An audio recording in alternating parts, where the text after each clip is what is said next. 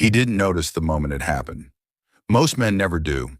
There was no dramatic failure, no single betrayal, no clear turning point, just a quiet shift inside him, like a slow leak in a tire that eventually leaves you stranded.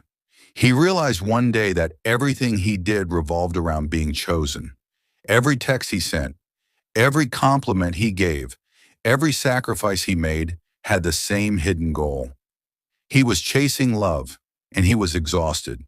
From a young age, men are taught a dangerous lie, that love is something to pursue relentlessly, that persistence proves value, that if you want it badly enough, if you try hard enough, if you suffer enough, you will earn it.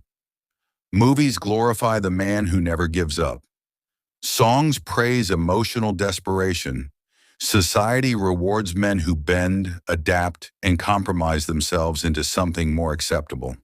But psychology tells a very different story, one that most men only learn after years of silent damage.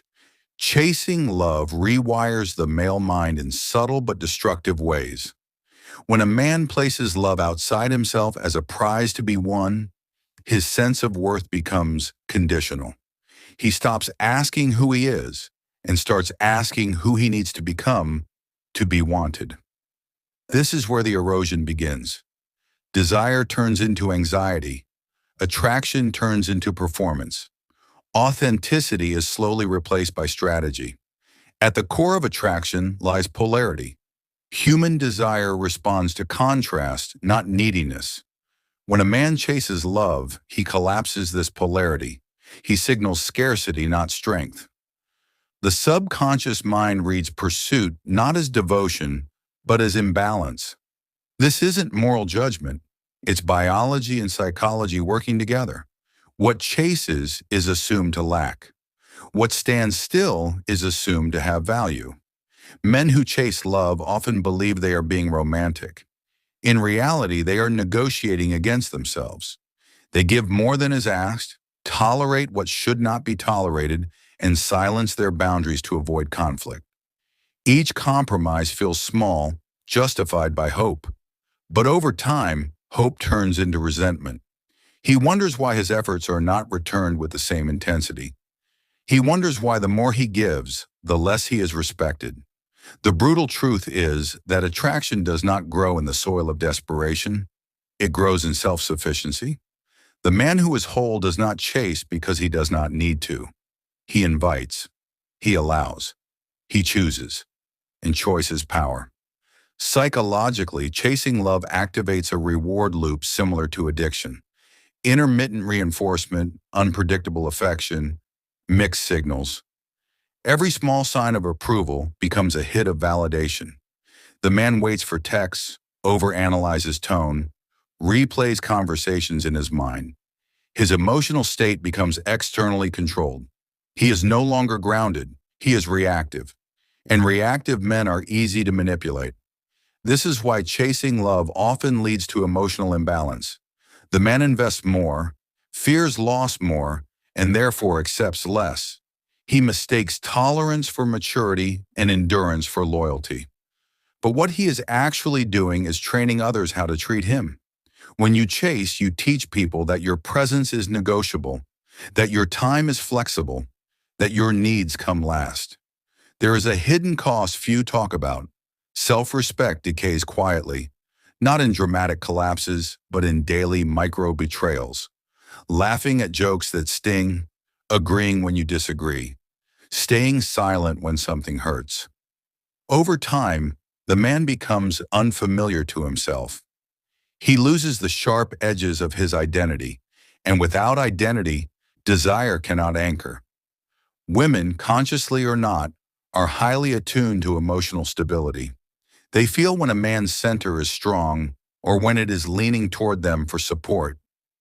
A man who chases places emotional weight on the other person. He needs reassurance. He needs certainty. He needs reciprocation to feel okay. This pressure suffocates attraction.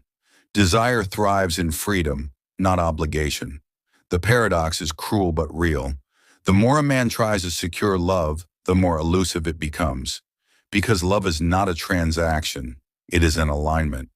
Two complete individuals choosing each other, not one person trying to fill a void through another.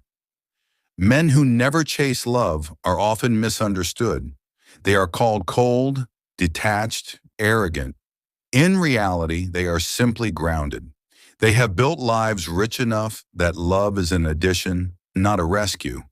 Their happiness does not hinge on being wanted. And that is precisely what makes them attractive. There is also a philosophical layer to this truth. Stoic thinkers understood centuries ago that attachment to outcomes creates suffering. When a man attaches his peace to love, he hands control of his inner world to someone else. He becomes dependent on variables he cannot control. This is psychological slavery disguised as romance. Freedom begins when a man realizes that love is not something to chase, but something to allow. He focuses inward. He builds competence, purpose, discipline. He learns to enjoy solitude without bitterness. He becomes selective, not desperate. And when he engages, he does so from abundance, not fear. This shift changes everything. Conversations become lighter. Boundaries become natural. Rejection loses its sting because it no longer threatens identity. The man is no longer auditioning for affection. He is simply being. The brutal psychological truth is this: chasing love teaches the mind that you are incomplete. Not chasing teaches the mind that you are whole, and the mind will always try to prove what it believes. If you believe you are lacking, you will attract situations that confirm it. If you believe you are complete, you will repel what diminishes you and draw what aligns. Many men only understand this after heartbreak, after betrayal, after years spent investing in someone who never truly chose them. But the lesson does not require suffering. It requires awareness. Love is not a finish line. It is not a reward for good behavior. It is not owed for effort. Love is a reflection. It mirrors how you treat yourself.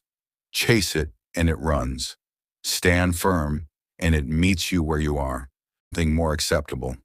But psychology tells a very different story, one that most men only learn after years of silent damage. Chasing love rewires the male mind in subtle but destructive ways. When a man places love outside himself as a prize to be won, his sense of worth becomes conditional. He stops asking who he is and starts asking who he needs to become to be wanted. This is where the erosion begins. Desire turns into anxiety. Attraction turns into performance. Authenticity is slowly replaced by strategy. At the core of attraction lies polarity. Human desire responds to contrast, not neediness. When a man chases love, he collapses this polarity. He signals scarcity, not strength. The subconscious mind reads pursuit not as devotion, but as imbalance. This isn't moral judgment. It's biology and psychology working together. What chases is assumed to lack. What stands still